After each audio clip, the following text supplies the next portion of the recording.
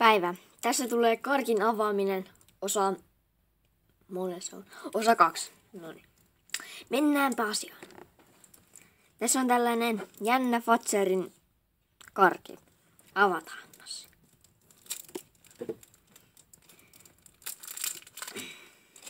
Ei juma. Tää on se sama mikä pari vuotta sitten. Hehe. Minulla on tässä toinen karkki, mikä on tällainen Julia. Siitä ei oikein erotu, mutta se on Julia. Se on tämmönen jännä, pyöreähkö karkki. Haukkaan palasen.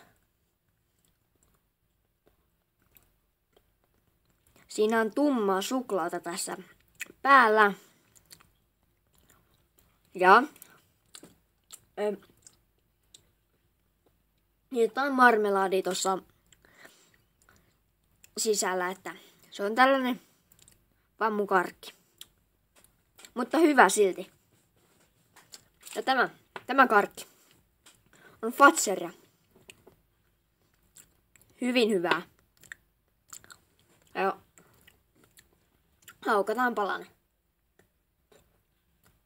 Se on samanlainen, mikä viime vuonna vai toisessa vuonna. Ihan sama, en muista. Ja se olisi moro.